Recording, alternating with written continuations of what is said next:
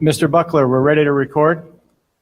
We're waiting on, Moses, he said. yeah, so once we see Moses' picture. Once I see Moses, it'll be down in the right-hand corner. I thought that E was Moses. It is, but he's not, there it is, right there. Oh, I You see the red record light. is starting up on the top. Now it's 1, 2, recording. 3. Okay, I'm going to call this meeting to order. Please rise for the Pledge of Allegiance. I pledge allegiance to the flag of the United States of America, and to the republic for which it stands, one nation, under God, indivisible, liberty and justice for all. Sure. Purpose of this meeting is for a public hearing on the budget. I'm going to turn it over to Superintendent Lisa Wiles. So this evening is a mandated meeting by the state regulation and law to present the budget at a budget hearing. There is an email address Mr. Napoli will share for anybody in the public that wants to share any concerns or questions. They can email. You'll give them the address.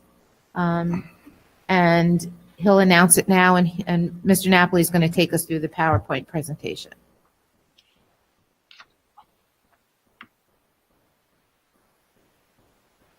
We're just projecting it up.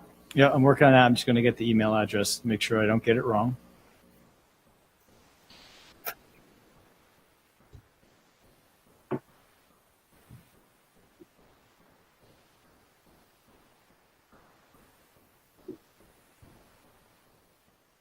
I will be monitoring tonight's presentation for emails coming to budget.hearing@ecs.k12.ny.us.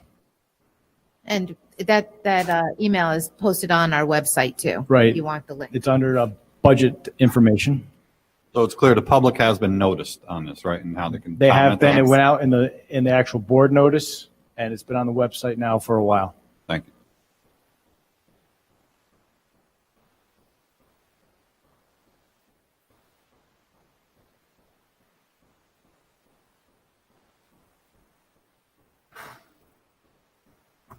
So like the superintendent said, tonight's meeting is a matter of a formality.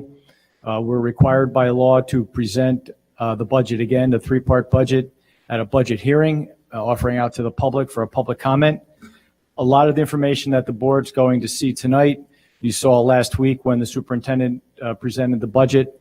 So if you notice any redundancy, that's why, but there are some new slides in this presentation that I'll be covering tonight. So on the slide that's being projected right now, it's a budget comparison from year to year, covering the admin, the program, and the capital. And you'll see that the percentage changes are on the column all the way to the right. You have to scroll down. I don't know why it's not up there. I'm actually, let me try this again. I got dropped out of the meeting. Can I present it, Vince? Sure, you can present it, but then I don't know that I'll be able to see it. Okay, well, go ahead. I meant technologically.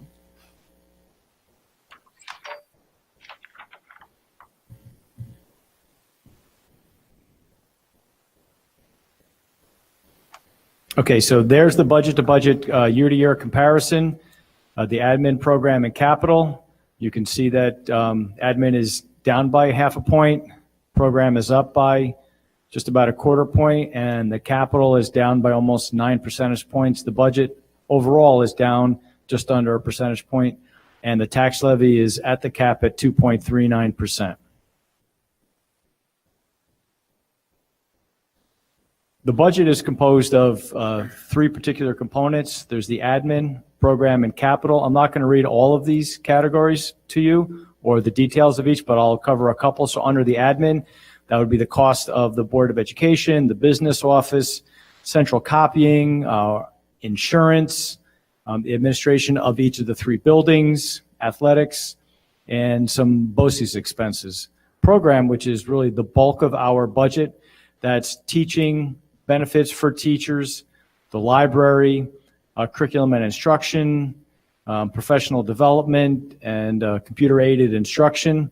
And then capital, that's the operation of the plant, that's our debt service, that's the maintenance of our buildings and grounds, any BOCES-related services that fall underneath that budget category.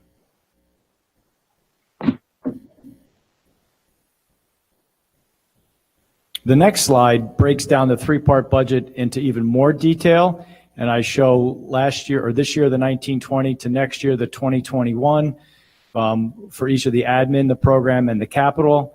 So you can see that there's salaries, benefits. Those are the biggest chunks of the monies up there, and the rest of it's broken down to minor categories. And those percentages and the totals tie into the three-part budget slide that I presented a couple minutes ago.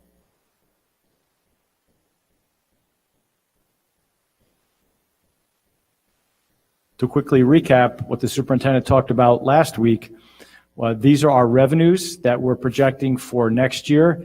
We have the federal aid. We're not anticipating any change in that. We have some other revenues. We do see a slight uptick or an increase in our other revenues. We are anticipating a reduction in our state aid. We are assigning some fund balance, more than we did for this school year. Our tax levy is at 2.39%, or $582,801, for an overall budget reduction of $416,297.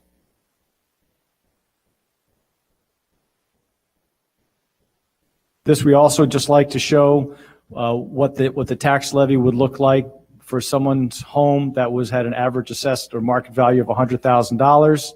And if you look at the bottom line of that table there, it's around $4.63 for the town of Mamakating. Wawarsing, Mamakating, $3.11, and the town of Rochester is anticipated to go down, but these are only based on current dollars. That's only going to change next year when the assessments come out and the equalization rates are finalized.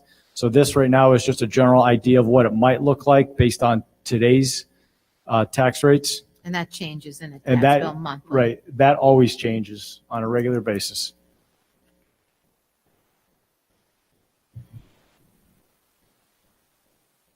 Out of everything that I've presented tonight, this is probably one of the most important things that's new for this year.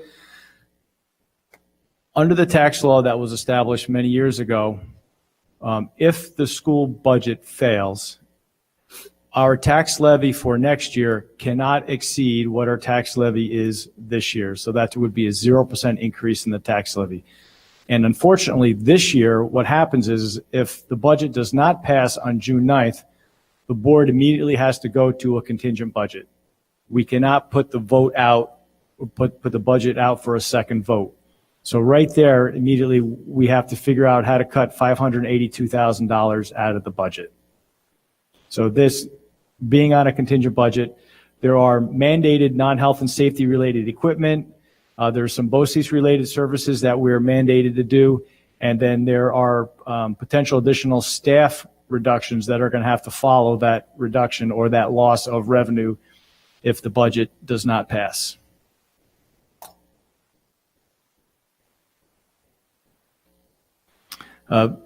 Oftentimes we talk about how does somebody vote. That changes for this year as well. Last week we mailed out all absentee ballots. So included in that envelope was a return envelope, postage paid. There was a ballot for the school budget, and there was a ballot for the Ellenville Public Library. Whoever received that, if they are a qualified voter, they would fill it out, put it back in the postage paid envelope, or seal it, put it back in the postage paid envelope, and mail it back to the district. And then on June 9th, we will then open up all of those votes, tally them, and then come up with what our votes look like. Jody? It says the ballots have to be received by 5 p.m. on the 9th, but that means they have to be mailed and received. That's the only way we can receive them, correct? That's correct. Right. We have to have them here, and we will do By mail only. by mail only. Right. We will send someone to the post office on June 9th frequently throughout the day. And then the last visit to the post office will be a couple minutes before 5 o'clock, They will receive our mail, will be one of our employees, bring the mail here, and then that will be it. If something got mailed today and it's not received by our post office and by the district June 9th at 5 o'clock, that ballot is invalid. Correct, and they cannot drop them off, correct? I don't believe they can Yeah, I drop think them they off. have to The mail guidance- them in. The That's guidance why has we did been, Sure, they that have to be everybody mailed. knows that they have Right. to be mailed.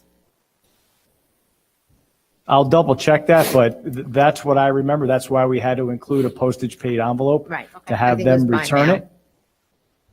I asked Marisol that question today, and she said that we should mail them. So that was her word.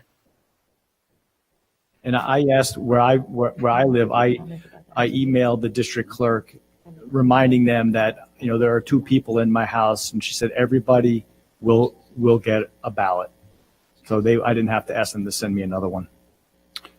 Superintendent Wiles wants to comment on the absentee ballot. So I know there's a little bit of confusion. A lot of people are voting absentee, but everyone's voting absentee ballot. And I think that not everyone's done that before. So I have gotten a few phone calls that there's some concern about signing the oath envelope and the district being able to see who voted for what. And we're trying to put something out this week. But I just want to assure everyone that the district clerk has and always has had a very stringent process when it comes to opening the ballots up. So I'm going to share that with the board and the public that's watching. So the first envelope that's opened up is the return envelope. And if everyone's voted correctly, the 2 ballots are in the oath envelope.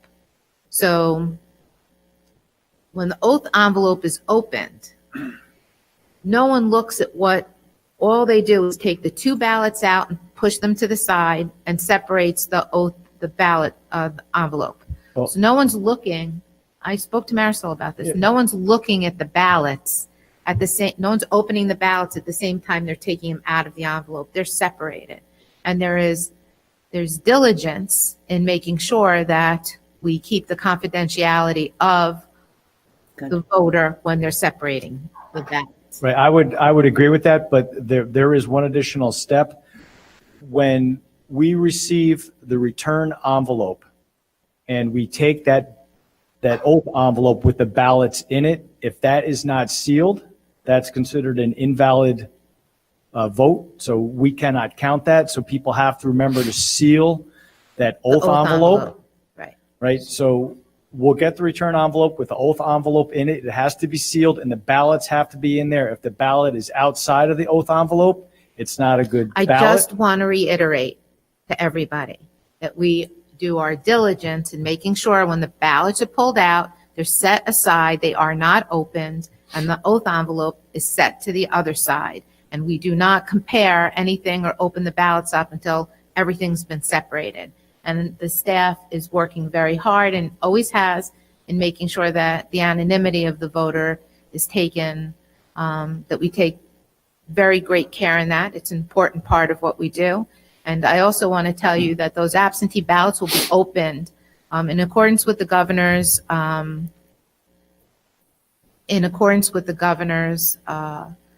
order. They will be open live streamed here. That's So right. Everything will be live streamed so people can actually see the process. And also, if they're not signed, it is not considered. That's That's correct. correct. That's Signed correct. and In sealed. regards to this, how do we, and when you go in to vote and it's public and you walk in and there's ballot and there's a booth, you go up there, you sign your name, they're able to compare the signatures are the same. How are we, I'll tell you, So just for point of information, we received about 140 ballots today in the mail. And there's a team of election inspectors designated business office, and they are in a conference room, and all they're doing is entering everybody who has sent a ballot into the books that we have. So when you come and you vote, you sign the book. People that vote absentee ballot, somebody during that day goes in and enters those absentee ballots on those little yellow cards. And instead of your signature, it says absentee ballot. So if, I'm going to use you, Jody, because I'm looking at you. If Mrs. Little sends an absentee ballot in, on the June 9th date that's entered on that card, it's going to say absentee ballot. It'll be absent your signature because you weren't here, but it'll say absentee ballot and we'll know that you voted. The reason why it's important to have a name affiliated with either the return envelope or the oath envelope is we have to enter into those books people that have voted. But we do not, and I really want to be, we'll be monitoring, and nobody has any interest in determining who voted for what. And we're being very careful that there's something in place for that. Right, and then there's one more thing that I'd like to point out to everybody that I had thought about, and I had asked the district clerk, Jody, you cannot put you and your husband's ballots in the same envelope. You have to mail them separately. So you've got 4 people in your house, you are to mail 4 envelopes, because if we get an absentee, an oath envelope with 4 ballots in it, all 4 get discredited. So, you would think, oh yeah, look at all these. Let me all stuff them in one and send them in. They're going to count them, but they won't. It's 1 oath per person. I was wondering, in the instruction, I believe I read that you can't have any erasures on the ballot either. Is that true? That is correct. I've seen that happen before. People scribble on it, that ballot becomes discounted. So you have to make sure that you check the box that you want. You don't write your name on the side of it. You don't draw a circle around it or anything. I think also you can't change your vote once you do it, or it won't count. There can be 1 mark on it to be counted. Right. Okay. That's it for my presentation tonight. This presentation is available on board docs under tonight's meeting, under public content. I'll also put it on our website tomorrow. Just check to make sure there's any emails. I'm looking please. right now. I just ticked up to 1 more. Let me just see. Nope, it is just some. So there are no comments on, from the public as of now. Is that correct? That is correct. Okay. So is there any more questions from the board on tonight's budget presentation? Yeah, I had a question for Vince. If the budget is not passed, is the $532,000 in addition to what we've already made as a cuts? That's or correct. proposed cuts? That is correct. Thank you. Okay, no other questions? I'm going to, we have some matters to discuss in executive session. I'm going to ask for a motion to adjourn Motion into to executive move to session. Executive The session. motion will read not to reconvene in public. So I have, for board members, after the chief is done, I will send another invite out to everybody so that we end this meeting and we'll start a new meeting.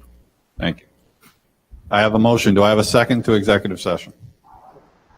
Second. We have a second. And the purpose of the executive session is to discuss personnel And a specific legal matter. and a specific legal matter. That'll be included in the motion as well. The motion has been moved and seconded. Any discussion? All those in favor? Opposed? No one? We are in exec. Do I have to turn this off to start again? Yes. Yes. How do I turn it off? I just close the book usually, so. No,